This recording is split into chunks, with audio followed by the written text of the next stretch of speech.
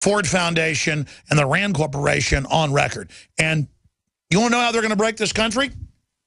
They don't let you come in legal. They bring you in illegal to make sure you're the very poorest people who don't want to follow laws and things. You fit right into Akron.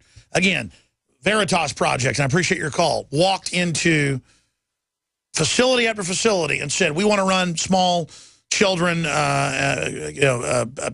children we're trafficking in here to run sex operations with them.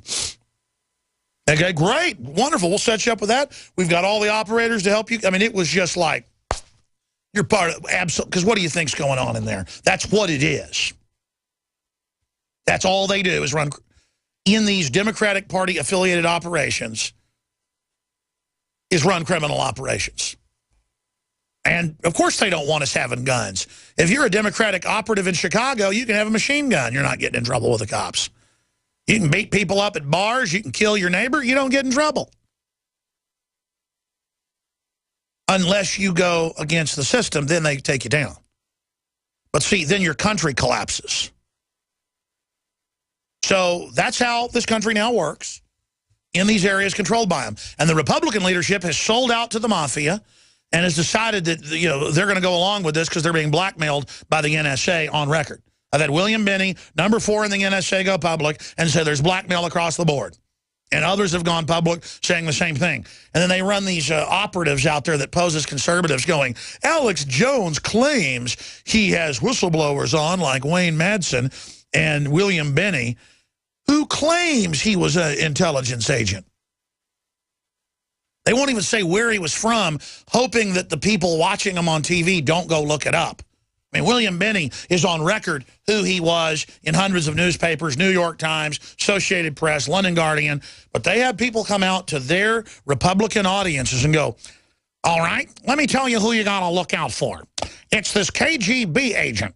Literally, this one guy, it's incredible humor. People send it to me. I only watch it because of humor. The little secret around here is I love being attacked. Not in the sadomasochistic way, but it's like a joke. It's entertainment. But I swore it off 6-7 years ago and have really cut back.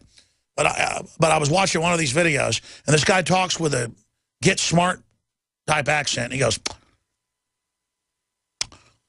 and guess who else we've got? KGB operative Alex Jones. That's right. And he's got these intelligence agents he claims, and they claim work for the government. That's right. Wayne Madsen, William Binney. Huh. As if anybody believes that. And the crowd's like laughing. I mean, it's like, next he's going to say 2 + 2 = 4. Huh? Think so, baby? Let's go to your calls. Wesley in Tennessee, you're on the air. Go ahead. Hey, Alex. Yeah.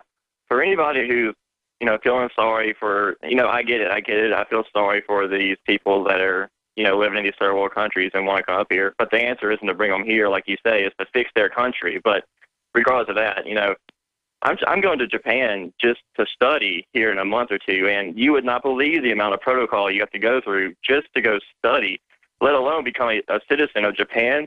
My yeah, God, that's because we're called first world nations, and we don't want to collapse into disease. I mean, does anyone have any idea how scary third world countries are? Geraldo Rivera says we're just fear-mongering.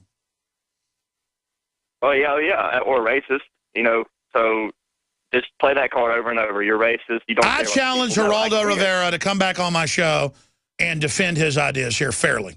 I'll give him 50-50 time, 30 minutes. I've been on his radio show, his TV show. He's come on my show a couple times. He needs to come on.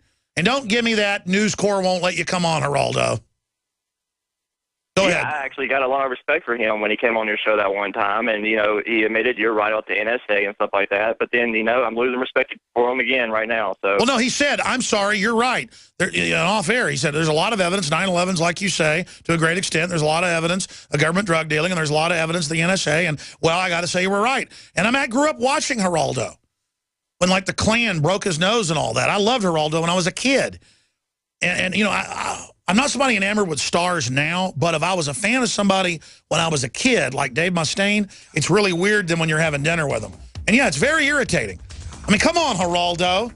Why don't you live in Guatemala if it's so great? Anything else, caller?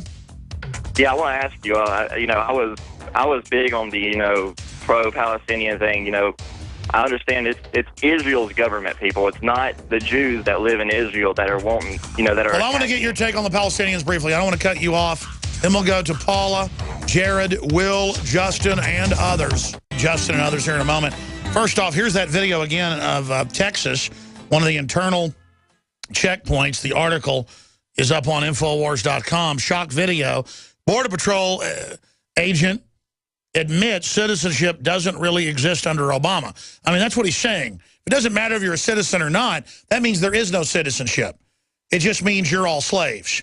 Here it is. U.S. Border Patrol, how many people on board? Me? You're a citizen. Yeah, but does it really matter? Not anymore, unfortunately. Thank you. Not anymore. Thank you. Let's go back to Wesley. Wesley, what was your point about Israel and Gaza and all the rest of it? Well, in this whole conspiracy thing, researching this, Israel is the part where I struggle the most, being a Christian and all, because clearly it was founded as a Rothschild, state, Zionism and all this, but I'm starting to see all this anti-Semitism sprout back up, all these riots and stuff, and that kind of scares me because, yeah, clearly Israel is in the wrong in a lot of this. It's the government, though. It's not the people themselves, and I don't want a whole lot, the world hear Israel and they think Jews. Okay, it's all the Jews' fault. It's not. Jews aren't the center of this conspiracy. They're not the ones running the world. Well, look. It's so sophisticated that I hate to even get into it unless I do an hour-long breakdown on it.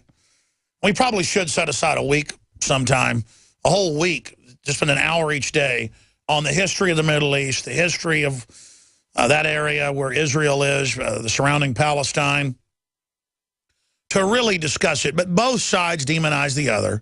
Both sides spew out rhetoric and disinfo. And Israel does a lot of things that I don't like. That said, the Palestinians and the folks in the Gaza Strip murder and kill and stone to death and drag people behind motorcycles who say don't shoot rockets. I mean, you're not allowed to have your freedom to say I'm against this. They kill you. So here's the deal. I don't want to put my wife in a burqa or my children, my daughters, and I don't want to adopt that. I mean, Egypt's not letting them in for a reason. So, and it's a diverse group of Palestinians, and it's a diverse group in Israel. So it's not just choose a side. It's sophisticated. I mean, Israel and a separate Israeli administration. See, it's more sophisticated than that. It's wrong to even say Israel. An Israeli administration in the mid-70s founded Hamas to radicalize and destabilize Palestinian-held areas. Now, that's bad. I think that's terrible. I'm not against Israel. I'm against that. Netanyahu came out a month and a half ago and said, we need ISIS. Good thing they're doing destabilizing things. That's immoral to say run around and blow up countries that are stable where Christians and Jews and who've lived in peace and non-radical Muslims are being killed. I criticize Netanyahu big time. I didn't get any thanks from all the Arab lobbies and the Palestinian lobby and all the white supremacists that all run around together on these websites attacking me. Because I work for Israel, according to them. I'm Jewish, and I need to be killed. I'm not Jewish, but it wouldn't matter if I was. And so I'm just like, you know what? You people act so horrible and so vitriolic and so tribal and so dumbed down. I'm not with you. I don't like people with primitive rockets being bombed by F-16s. I get the Goliath-David analogy. But at the same time, I'm not joining you. I don't like you either, on average. It's the same deal where my friend doesn't like you. I don't like you either. I have the death sentence on 12 systems. I'm just going back to quoting Star Wars here, but I'm not some criminal here who just wants to start a fight.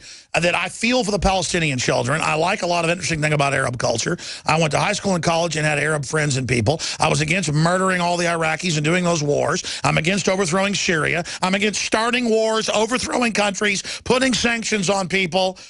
I'm against chaos. I'm against evil.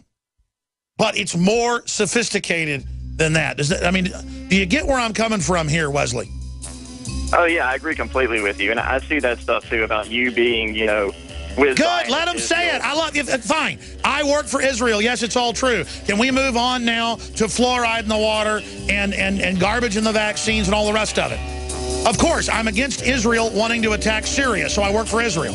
I'm against Netanyahu wanting to back ISIS. I must work for Israel. And see, they don't care. They'll be dishonest and take that clip out of context. I don't care. We're on the march. I don't care.